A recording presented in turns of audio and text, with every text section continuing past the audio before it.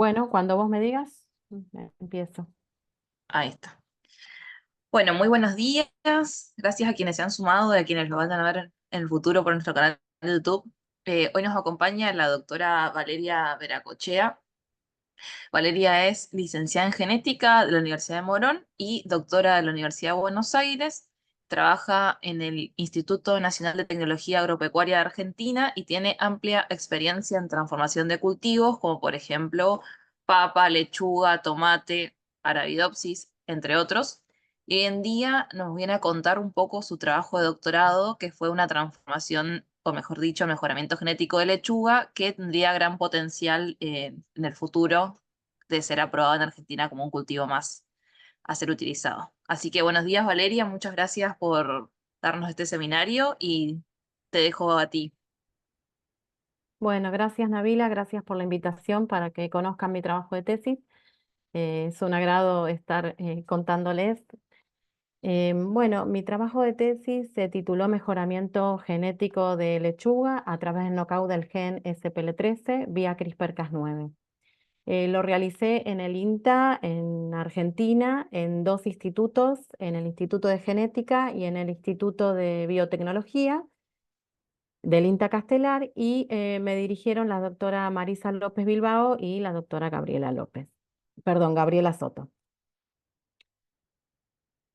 Bueno, la edición génica es una herramienta biotecnológica que nos permite hacer cambios a nivel de ADN de una manera específica, hereditaria, y además que estos cambios que nosotros queremos realizar en un lugar puntual no produzcan modificaciones off-target, es decir, que estos cambios no se produzcan en lugares que nosotros no deseamos del genoma.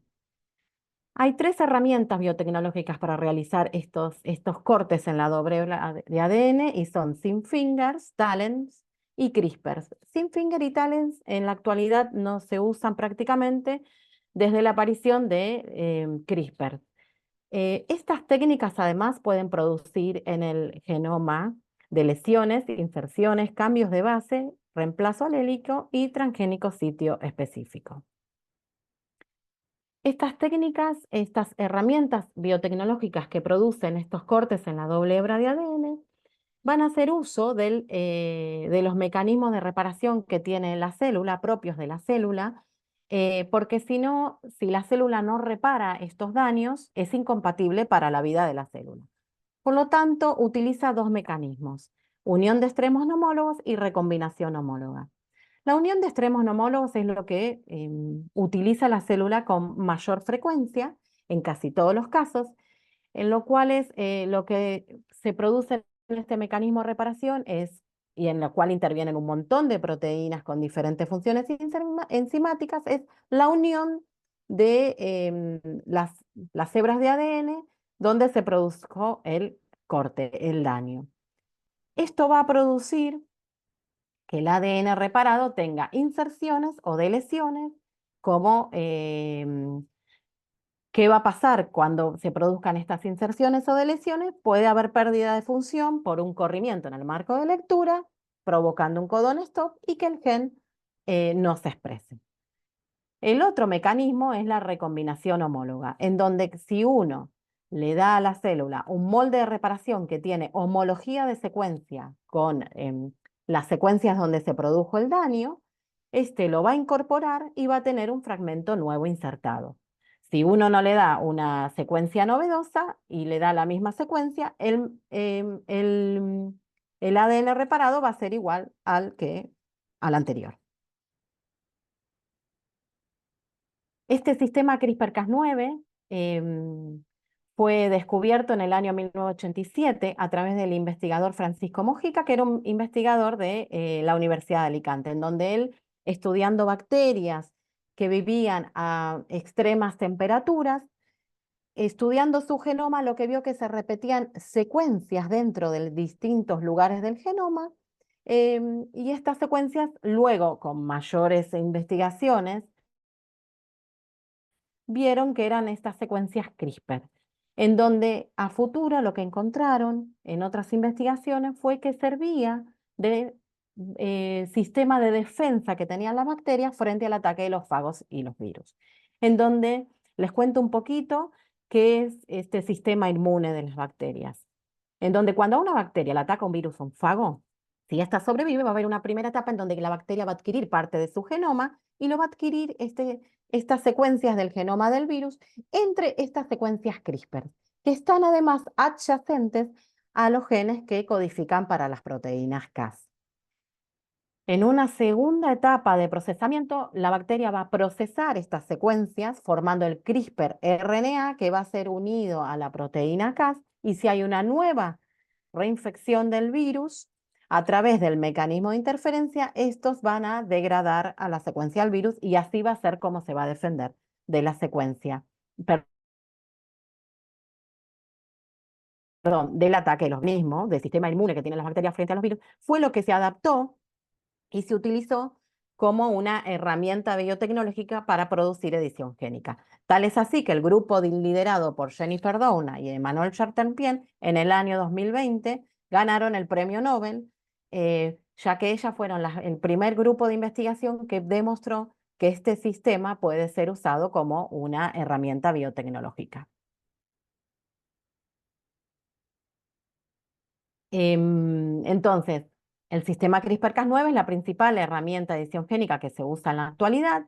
Está compuesto por dos componentes principales. Por un lado, la proteína Cas, que es la que está en naranja, que va a ser la encargada de producir estos doble cortes en la hebra de ADN. Y por otro lado, el RNA guía, que está compuesto por el scaffold, que es este loop que estoy marcando, que va a ser el que va a dirigir el compuesto, este compuesto formado por Cas y RNA hacia el sitio target que queremos modificar, y además está seguido por 20 nucleótidos que son homólogos al sitio del genoma que queremos modificar. Entonces, cuando se produce esta unión y se dirige hacia el sitio del genoma que podemos modificar, va a producir estos doble cortes en la hebra de ADN, y a través de la unión de extremos no homólogos, que es el mecanismo de reparación que más utiliza la célula, puede ser que se una sin producir cambios, pero si produce errores, va a producir cambios que pueden ser inserciones, deleciones, y así va a producir este cambio que yo les dije en el marco abierto de lectura, produciendo un codón stop y dando como producto final un knockout del gen con pérdida, ¿no?, de función del gen que queremos modificar.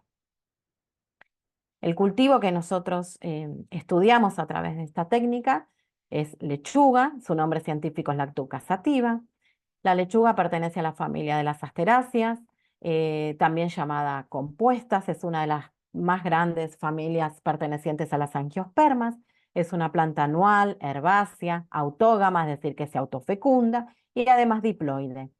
Las hojas se insertan en el tallo de manera alterna formando una roseta, y en su fase vegetativa el tallito es corto y cilíndrico, y cuando la planta empieza a florecer se alarga en entrenudo y termina en estas flores, ¿no?, que están dispuestas en capítulos.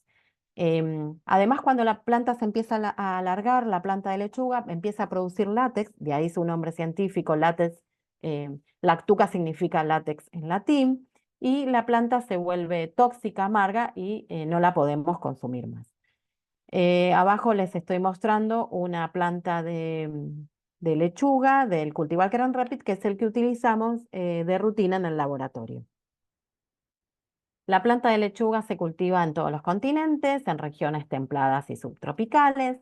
Es la tercera consumida a nivel mundial, detrás en Argentina es la tercera, y detrás de la papa y del tomate. En Argentina se consume aproximadamente 15 kilos por persona al año.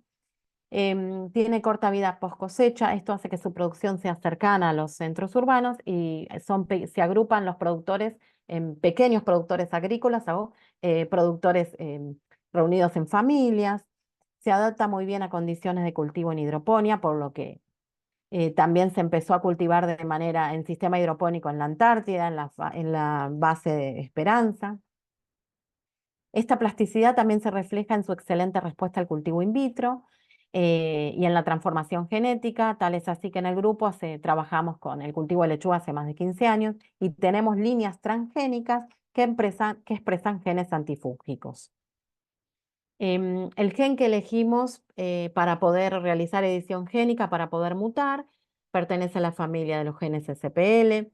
Estos genes codifican para una familia de factores de transcripción que están relacionados con el crecimiento de la planta, el desarrollo y respuesta a estreses, sobre todo estreses abióticos. Estos contienen un dominio en su secuencia de unión altamente conservado, en donde ese dominio, esa secuencia va a ser la secuencia blanco del microRNA 156. Entonces, cuando este microRNA 156 se une a esta secuencia altamente conservada, lo que va a hacer es va a provocar la escisión del transcripto y así va a provocar la represión de la expresión de estos genes SPL. Entonces, cuando la planta está en fase vegetativa de crecimiento, va a haber una alta expresión de los microRNA 156. Estos, cuando empiezan a pasar la planta al estado de la fase reproductiva, empieza a bajar la expresión de los genes microRNA 156, subiendo la expresión de los genes SPL. Entonces, el gen dentro de esta familia que elegimos para poder editar se denomina gen SPL13. Este gen se vio en bibliografía que cuando en plantas transgénicas de alfalfa se lo sobreexpresaba, ¿sí? O sea, aumentaban la expresión de este gen, veían que las plantas tenían un fenotipo que tenían un retraso del crecimiento y ramas deformadas. De manera contraria, cuando a plantas de alfalfa, a través del mecanismo de silenciamiento RNAi, veían que tenían las plantas un fenotipo de la fase vegetativa más larga y un retraso en la etapa de floración.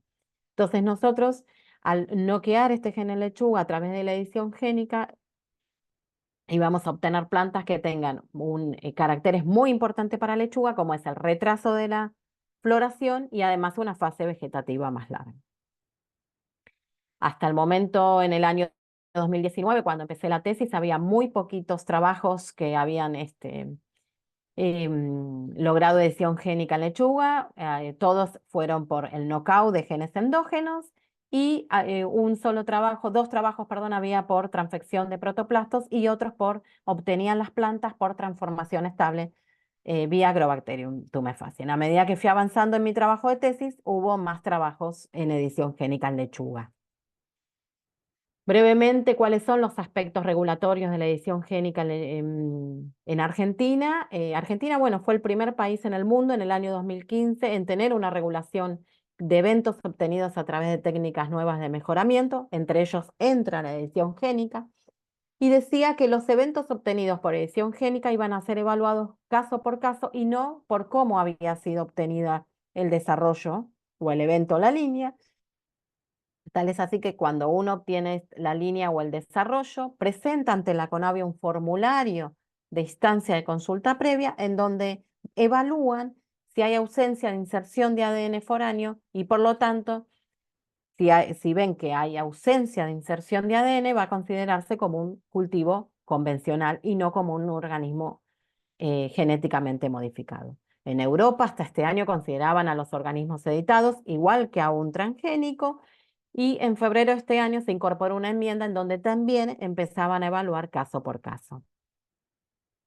Entonces, el objetivo general de mi trabajo de tesis fue implementar y poner a punto la tecnología de edición génica vía CRISPR-Cas en lechuga a través del knockout del gen SPL13 y así obtener plantas que presenten caracteres de interés para su producción, como el incremento en la biomasa y el retraso de la floración, y nos planteamos 4 objetivos específicos para poder realizar este objetivo general. Les voy contando entonces la metodología de trabajo. Lo primero que hicimos fue identificar la secuencia blanco del gen autólogo que yo les había contado que era de lechuga, que es MSSPL13, y lo que hicimos fue buscar la secuencia del gen y mediante BLAST identificamos secuencias similares a este gen, en donde realizamos con todas estas secuencias un árbol filogenético. En fucsia está la de alfalfa, la secuencia de alfalfa, y en amarillo y en rojo encontramos 2 secuencias para lechuga. Para dilucidar cuál de estas 2 secuencias realmente era el ortólogo, realizamos un alineamiento aminocídico de todos estos integrantes del grupo ortólogo y En amarillo es una de las secuencias de lechugas que tenía una grande lesión, por lo tanto podemos estar en presencia de un pseudogen y estos resultados nos llevaron a elegir la secuencia que está en rojo como realmente el ortólogo en lechuga. Entonces, a través de esto, de este gen, lo primero que hicimos fue em, eh, diseñar primer para poder levantar el primer exón de este gen y confirmamos su secuencia a través de de secuenciación el 100% de identidad de la secuencia. Una vez que obtuvimos la secuencia, eh, empezamos a diseñar los guías. Para diseñar los guías utilizamos el software CCTOP, que es el que tenía el único en ese momento, la secuencia de lechuga, y tomamos diferentes parámetros para diseñar los guías. Uno es que hibriden en el primero o segundo exón, eso es para poder asegurarnos de que haya un knockout del gen, de que haya un corrimiento en el marco de lectura que provoque un codón stop, que hibriden perfectamente en el gen de interés, que haya una mínima cantidad de off-target, es decir, nosotros no queremos estar provocando o silenciando otros genes SPL, sobre todo que el gen SPL13 pertenece a una familia de grande de genes. Una vez que entonces diseñamos los guías, em, luego hicimos la construcción modular del vector a través del sistema Golden Gate. Lo hicimos en dos grandes pasos. Primero diseñamos el vector módulo B, que es el que contiene los 3 RNA guías que les conté, que están separados por una secuencia cis4, que va a ser reconocida por una endonucleasa para producir la escisión de estos RNA guía y que además estos guías están bajo la expresión de un promotor policistrónico. Una vez que obtuvimos este vector, eh, luego de esto hicimos el clonado modular de todo el vector binario final. A través de, teníamos el módulo de que tenía el tDNA, que iba a tener el tDNA y que además ya tenía el cassette para la expresión de canamicina, que es lo que le va a dar el antibiótico, que le va a dar resistencia a las plantas para el cultivo in vitro. El módulo A también va a obtener el cassette de expresión para la proteína Cas9 y además la endonucleasa cis, que va a reconocer estos sitios cis4 y va a provocar la escisión. El módulo B, que es el que le conté recién, que es el que contiene los guías, y además el módulo C, que contiene la expresión de la proteína GFP. Luego que obtuvimos el clonado de vector final, mandamos a secuenciar para poder ver que el orden y la identidad de la secuencia sea el correcto. Una vez que obtuvimos esto, transformamos la cepa de Agrobacterium LBA4404, que es la que utilizamos de rutina en el laboratorio para la obtención de las plantas transgénicas, que fue el siguiente paso, el objetivo número 3 de mi tesis, en donde para poder obtener las plantas transgénicas de lechuga partimos de cotiledones, a los cuales les hicimos un corte para ayudar a que el Agrobacterium entre. Esto los dejamos en contacto con la cepa de Agrobacterium que tenía nuestra construcción durante 48 horas aproximadamente. Luego fueron los sucesivos pasajes de cultivo in vitro conteniendo el agente selectivo canamicina, en donde a través de los explantos se iban diferenciando plántulas. Estas plántulas se iban pasando a frascos conteniendo medio de enraizamiento y una vez que se obtenía una buena raíz, estas iban a ser pasadas a maceta, a tierra, en invernáculo, para la futura obtención de semillas y material vegetal. En total obtuvimos 20 eventos T0 con una eficiencia de transformación del 12,5%. Bueno, entonces lo primero que queríamos hacer con estos 20 eventos T0 es ver si estaban editados o no. Entonces lo primero que hicimos fue realizar PCR para ver si tenían presencia del gen Cas9 y de los cuales 9 nos dieron positivo para Cas9 y con estos 9 que nos dieron positivos para Cas9, con estas 9 líneas, lo que hicimos fue mandar producto de PCR del primer exón del gen SPL13 a la unidad de genómica del IAVIMO para que le realicen secuenciación directa a Sanger y ver qué pasaba en esa secuencia, si había edición o no. Y lo que vimos es que 5 de los 9 eventos que eran positivos para Cas9 estaban editados. Y además vimos que los 3 guías provocaron mutaciones. Entonces, de estos 20 eventos T0, 9 nos dieron positivos para Cas9, 5 vimos a través de secuenciación Sanger que estaban editados, 15 obtuvimos semillas y esto fue hecho en época de pandemia y perdimos 5 líneas, de las cuales 3 estaban editadas. Em, y bueno, entonces, ¿qué hicimos? Con el fin de ver si encontrábamos algún evento además que resista canamicina y no había mostrado presencia del transgen Cas9, realizamos un ensayo de enraizamiento de todos estos 15 eventos que nos habían quedado para ver si alguno resistía a canamicina. Y efectivamente, el evento 9 resistió a canamicina, por lo tanto podíamos estar ante una nueva planta editada, ya que tenía por lo menos la parte del cassette de selección de canamicina. Entonces, lo segundo que hicimos, ver qué pasaba con el fenotipo de estas plantas. Entonces, pasamos de varias líneas, de la 8 y la 10, que habíamos visto por secuenciación Sanger, que estaban editadas, de la 9 que resistía a canamicina, y luego 3 líneas más que eran transgénicas, pero que no habíamos visto edición, y además de las plantas control. Todo esto pasamos a maceta en cámara de cría para ver si veíamos alguna diferencia en el fenotipo.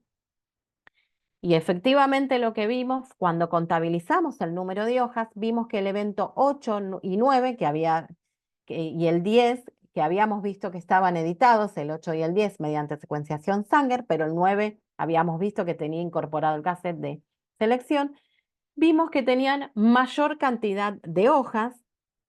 A continuación les muestro una foto en comparación con la planta wild type, en donde se ve que el fenotipo tiene mayor cantidad de hojas. El evento 10 no dejó descendencia. Entonces, igualmente llevamos material y producto de PCR de estas 3 líneas que vimos que tenían mayor cantidad de hojas en la generación T1, pero ahora para ver qué pasaba en las secuencias, si seguían estando editadas o no, pero ahora no a través de secuenciación Sanger, sino a través de secuenciación masiva, en donde las lecturas son muchísimo mayor. Entonces, ¿qué esperábamos ver nosotros en un organismo diploide? Que haya plantas que no estén editadas. Puede ser que estas 3 no haya edición, que haya una edición heterocigota, es decir, que uno de los 2 alelos esté editado, que haya una edición homocigota en donde los 2 alelos estén editados de igual manera, o que haya una edición bialélica en donde los 2 alelos estén editados de diferente manera. A continuación les muestro un solo resultado de la secuencia por cuestión de tiempo, y lo que podemos ver es arriba está la secuencia de la planta wild type, las lecturas de la planta wild type a la altura del guía 1, 2 y 3, y abajo está la secuencia del evento 1, que es el evento 8, a la altura del guía 1, 2 y 3, y como podemos ver, el evento 1 sufrió una delesión de 2 nucleótidos en el alelo 1 y una inserción de un nucleótido a la altura del guía 1. El guía 2 provocó una inserción de un nucleótido y no provocó ninguna mutación en el alelo 2. Y el guía 3 provocó una inserción de un nucleótido y una delesión de un nucleótido. Por lo tanto, estamos frente a un evento full knockout, es decir, que los 2 alelos sufrieron edición, y esta edición es bialélica porque es una edición diferente en los 2 alelos. Entonces, los 3 eventos T1 fueron full knockout del gen SPL13. En esta tablita muestro qué mutación provocaron los 3 guías en los 3 eventos. Em, Luego realizamos caracterización molecular de estos 3 eventos a través de la técnica PCR, en donde para el gen Cas9, el evento 3 y 2, hubo presencia de banda, pero el evento 1, al igual que la planta wild type, no muestra presencia de banda.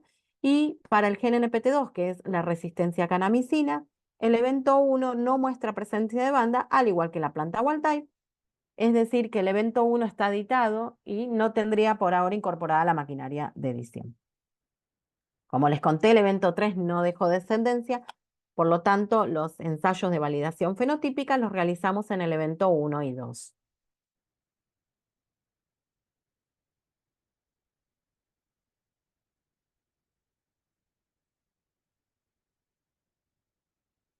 Perdón, no me pasa la página.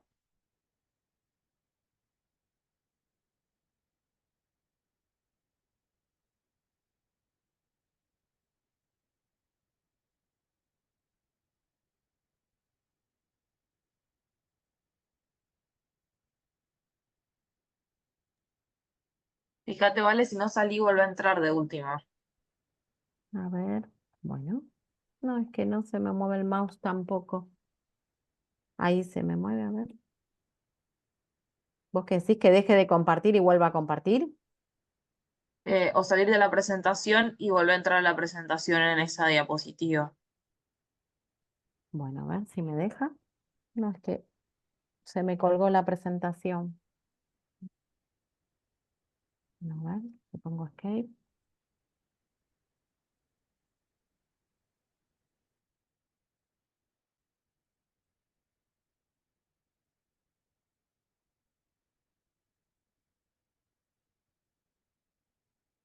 Dejo de compartir, a ver, y pruebo. Sí, A fíjate ver de ahí. salir. A Ah, ver, bueno, ahí me ahí está. cambió. Ahí me Ah, cambió, bueno, bueno. listo. Buenísimo.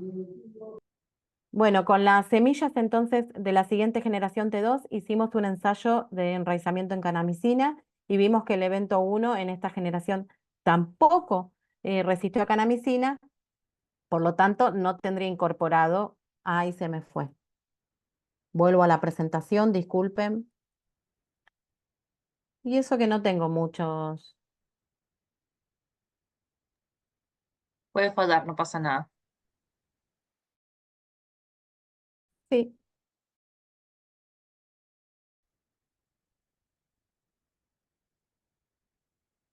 bueno, ahí está. Em, entonces, el evento 1 no tendría incorporado el cassette de selección para canamicina. Con estas plantas, luego ahora también las crecimos en cámara de cría con esta nueva generación y medimos los siguientes caracteres: la longitud del tallo, el número de hojas y el peso fresco de la planta.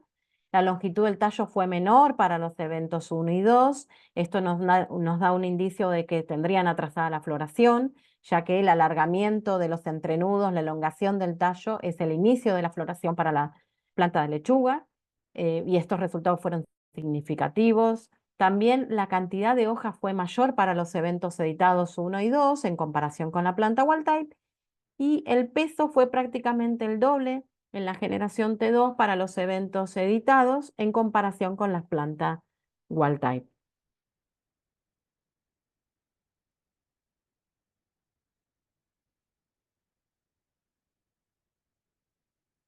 Bueno, nos está súper lenta, perdón.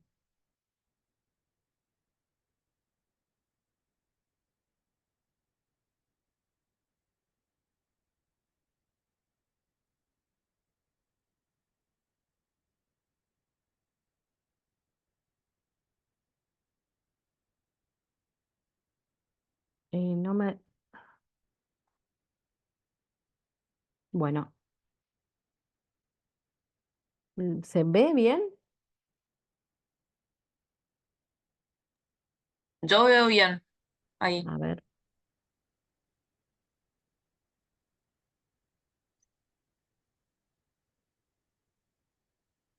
Es desde el Drive, puede ser eso. Luego también evaluamos las semillas, en donde vimos que el área también era mayor de las semillas en comparación con la planta wild type. El peso de 100 semillas también fue mayor para los eventos 1 y 2 en comparación con la planta wild type. A continuación les estoy marcando abajo a la izquierda una fotografía tomada en papel milimetrado, en donde se ve efectivamente que las semillas de los eventos 1 y 2 es mayor con respecto a la planta wild type.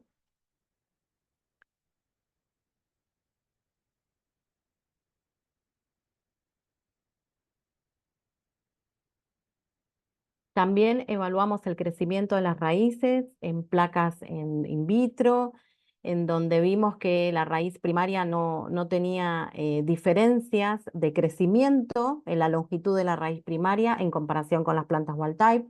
Sin embargo, cuando fuimos a medir las raíces secundarias, estas eran mucho mayor de los eventos editados con respecto a la planta wild type, y estos valores fueron significativos. Realizamos también ensayos de crecimiento en hidroponía, en cuartos de cultivos con condiciones controladas, y medimos el peso fresco de la biomasa aérea y en la cantidad de hojas. También fue mayor en el sistema hidropónico para los eventos editados 1 y 2 en comparación con las plantas wild type, viendo los resultados promisorios que habíamos tenido en cultivo in vitro.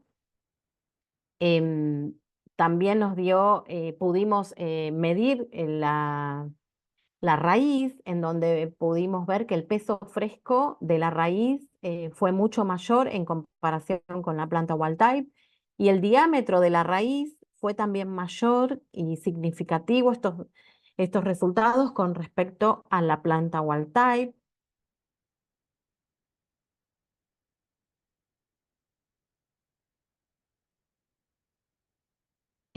También evaluamos el crecimiento de las plantas a los 50 días de crecidas en el invernáculo, en donde la cantidad de hojas de los eventos editados también fue mayor, y la longitud del tallo a los 50 días fue menor en comparación con la planta wild type. Estos resultados en los generación T3 es lo que les estoy contando, se siguen viendo en las diferentes generaciones. También medimos de las plantas a los 114 días de crecidas en invernáculo la elongación del tallo y el inicio de la floración a través de la aparición del botón floral, y vimos que los eventos 1 y 2 tenían aproximadamente 14 días, fue el retraso en en el inicio del botón floral en comparación con la planta wild type.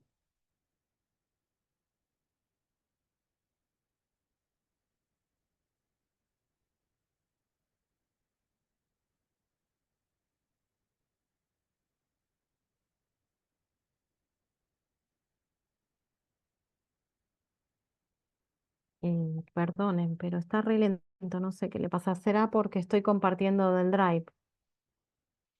Mm, Sí, Anterior. puede ser. Pero bueno, no me Si no quiero. podés seguir si querés con el Drive sin compartir pantalla agrandando la honesta. Ah, también. Bueno, conclusión hasta ahora de mi trabajo de tesis fue que pudimos implementar la edición génica en lechuga y logramos obtener plantas de lechuga editadas por nocaut del gen SPL13. Estas presentan los caracteres que estábamos buscando, que fueron mayor cantidad de biomasa, como les conté, y además vimos que la floración estaba retrasada en varias condiciones. Y bueno, ambos caracteres son interés para la producción hortícola, y además confirmamos el potencial biotecnológico de este gen. A partir de ahora les voy a contar un poquitito lo que estuve haciendo. Esto fue en abril aproximadamente que defendí la tesis.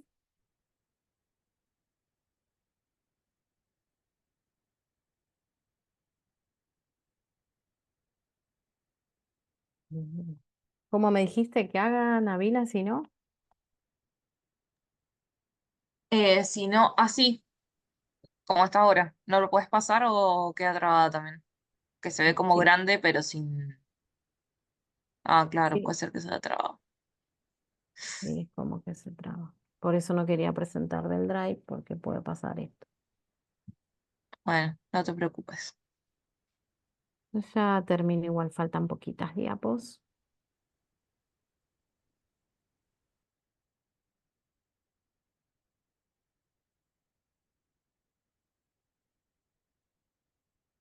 Bueno, no importa, les cuento un poco, Nabila, vieron que yo les conté que Dale. obtuvimos 2 líneas editadas que tuvieron los caracteres que estábamos buscando. Una de ellas, que fue el evento 1, como les conté, pudimos ver que no tenía incorporada em, la maquinaria de. Ahí se ve. Vos decís que haga. esto y que agrande. A ver. Ahí. Una de ellas no tenía incorporada, como les conté, la maquinaria de edición. O sea, ¿qué quiere decir eso? Que no tenía ADN foráneo incorporado. Entonces presentamos ante las autoridades de la Secretaría de Agricultura y Pesca de acá de la Argentina y obtuvimos esta ICP, esta instancia de consulta previa, en donde nos evaluaron de que no se trataba de una línea transgénica, o sea que no era un organismo genéticamente modificado, y eso nos dio vía libre para poder realizar ensayos a campo y para su futura inscripción en el INASE. Simplemente esta figura lo que les muestra es el tDNA, en donde nosotros hicimos un barrido con diferentes PCRs de todo el tDNA y pudimos demostrar que todas nos dieron negativas, es decir, demostramos de que no tenía ADN foráneo incorporado esta línea E1 que la empezamos a llamar lechuga cisne, en donde una de las cosas que estamos haciendo es realizar ensayos a campo para poder realizar su inscripción en el INASE, en donde hay que tomar un montón de caracteres morfológicos, fenológicos, y estos registros, estos formularios tienen que estar llenados por un ingeniero agrónomo.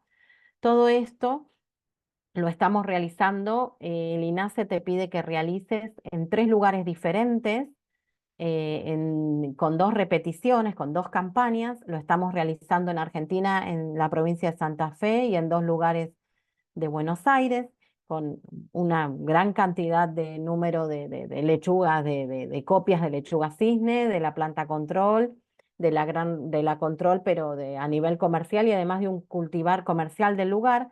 Esto es simplemente para ver, no solo para llenar los formularios en el INASE, sino para ver si es competitiva a campo, ¿no? Para ver su productividad.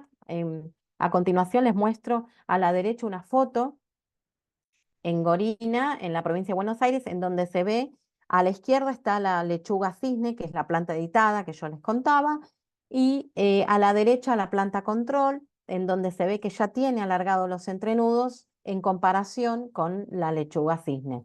Em, Estos son ensayos a campo.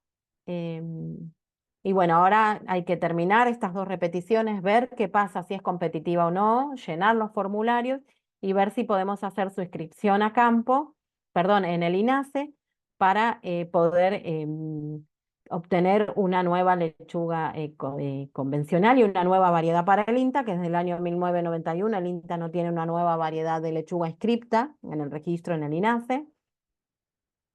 También contarles de que el INTA realizó una nota de divulgación de nuestro trabajo de tesis, y esta fue replicada en más de 30 medios de comunicación en Argentina. Llegó también a ser replicada en Chile y en España. Además nos hicieron notas radiales, a mí y a Marisa, y bueno, agradecerles a mi grupo de transformación y edición en Asteráceas en el Instituto de Biotecnología, al Laboratorio de Ingeniería Genética de Leguminosas, al sector cultivo de tejido donde trabajo, a los chicos del invernáculo y a la gente de las 3 experimentales donde nos están realizando los ensayos a campo.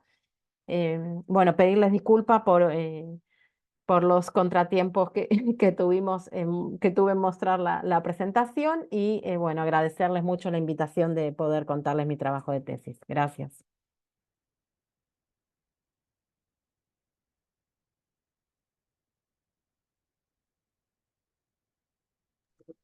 Estaba muteada. Bueno, muchas gracias a vos, Valeria. No sé si alguien tiene preguntas, las puede dejar en el chat. Sabes que yo soy muy fanática de tu trabajo porque sinceramente me emociona mucho que se hagan cosas tan hermosas en Argentina desde las instituciones públicas en este momento que la estamos pasando tan mal. Em, Tengo algunas preguntas, ya te las he hecho ¿Me algunas dejas veces, decir una cosita, sí, obvio. que cabe destacar que este trabajo fue enteramente hecho con presupuesto nacional, o sea, del Estado, y además fue hecho 100% por mujeres. Así que estamos muy contentos en el grupo de trabajo por estos logros. Sí, hermoso todo lo que decís. Bueno, yo tengo unas preguntas. ¿La lechuga está secuenciada completamente? Mi lechuga, la lechuga cisne, ¿estás hablando en particular? No, en general, la que vos usaste para empezar tus experimentos. Porque en un momento No es, dijiste, sí, no es la misma variedad esta, la que está secuenciada, ¿sí? mm, Pero sí está secuenciada. Y cuando nosotros comparamos lo que había subido en la secuencia con nuestros resultados de la secuencia, eran iguales, 100% de identidad, así que no tuvimos problema con eso. ah, ok. No, porque por ahí no es lo mismo. A mí me pasó también cuando empecé el doctorado contigo que no estaba todavía 100% secuenciado y no es lo mismo trabajar un poco a ciegas, como que uno cree que está haciendo algo pero no lo sabes, que si está secuenciado, por ejemplo, en lo que vos hiciste te da como nada, una certeza de decir, bueno, voy por un camino que más o menos está bien.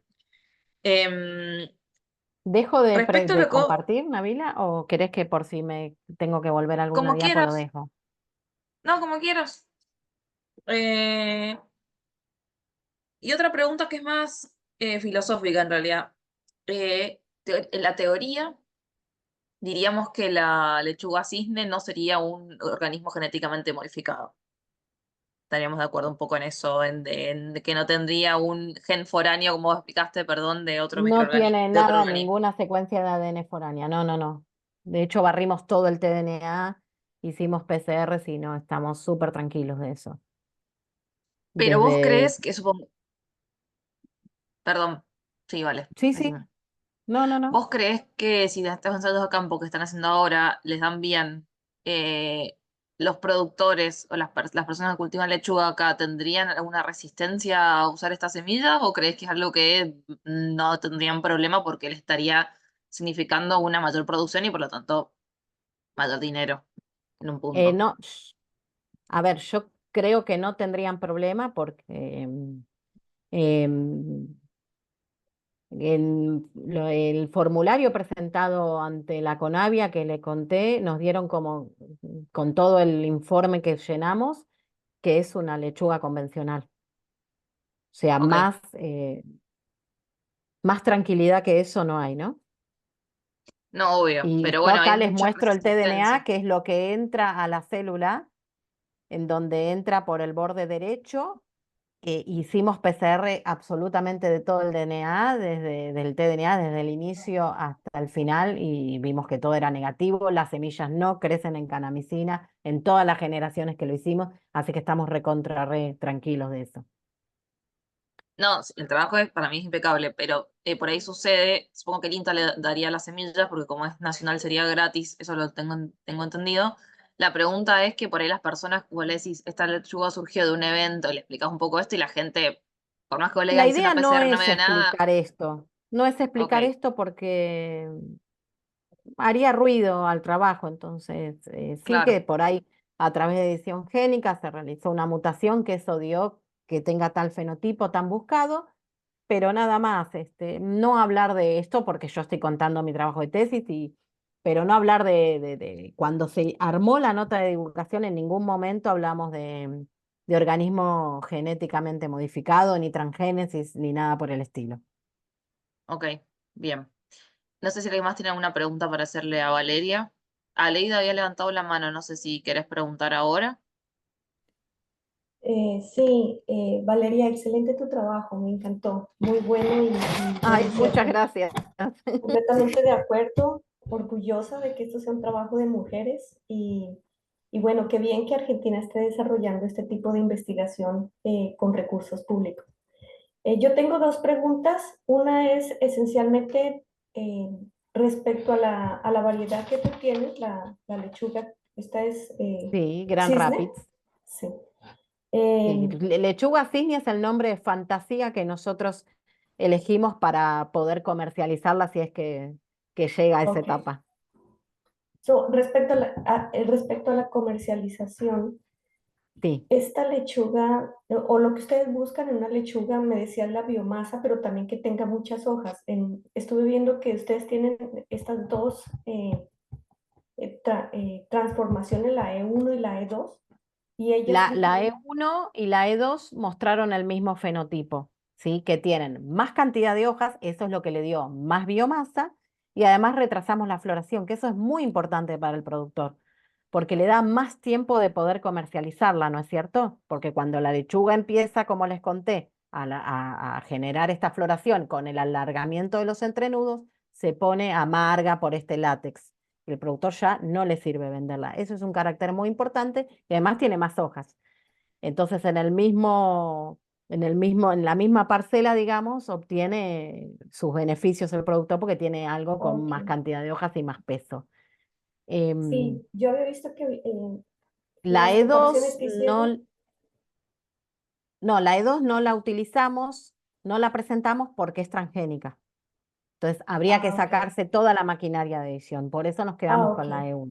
Porque a través de ah, la segregación, cuando yo crecí las semillas en canamicina y todo eso, cuando se estaba segregando el transgén, yo lo perdí. Entonces elegimos justo una que estaba, no tenía el fenotipo incorporado, pero no la maquinaria de construcción, ¿sí? ok, ya.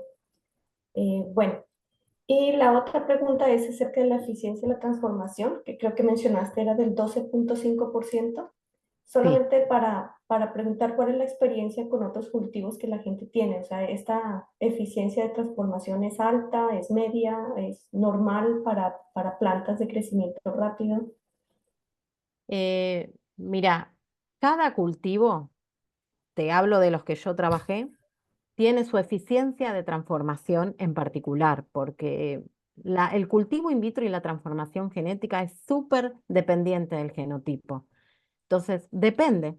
Por ejemplo, papa puede llegar a tener la misma eficiencia de transformación o un poco más. Eh, Arabidopsis es diferente porque vos te quedás con las semillas. Entonces, son números que son agradables, digamos, porque vos pensás que si partís de 100 cotiledones, tenés aproximadamente 10 explantos independientes uno del otro, es decir, 10 futuras líneas Mm, independientes, ¿no es cierto? De los que, bueno, vos después vas a ver cuáles tienen lo que vos estás buscando, ¿no es cierto? A través de diferentes ensayos. Entonces, yo creo que son eficiencias buenas para trabajar, porque esto que te cuento es de un ensayo de transformación, un solo ensayo. Hay veces que para obtener plantas transgénicas, eventos, vos podés hacer un montón de ensayos, ¿sí? No sé si contesté ¿Cuál tu proceso? pregunta. Sí, sí. ¿Cuánto demora el proceso? Mira, a partir de los 2, 3 meses vos empezás a diferenciar plántulas. O sea, al año, un poco menos, por ahí, a los 8 meses yo ya tenía plantas en invernáculo. De T0, ¿no? Las salidas del cultivo in vitro. Ok. Y todo el proceso, o sea, desde comenzar desde la primera vez que tú tomas la lechuga original, los, los Para obtener una explantes, planta para editada, obtener, ajá, te hablo desde mi experiencia, que soy una persona que, como les contó Nabila, tenía experiencia en el cultivo in vitro y en transformación genética, y aproximadamente yo en 4 años obtuve la planta editada y ya veía que tenía el fenotipo que estábamos buscando. ok. Gracias, gracias por la información. Un placer. Bueno, no sé si además tiene alguna pregunta, creo que en el chat no hay más preguntas. Y si no, bueno, vale, te dejamos trabajar. Muchas gracias por el seminario, estuvo hermoso. Y bueno, que sigan los éxitos. Gracias, Nabila. Gracias por la invitación y a todos por escucharme. Están mis mails que vos se los podés dar sin ningún problema y me pueden hacer todas las preguntas que necesiten. Bueno, muchísimas gracias. Besos, gracias.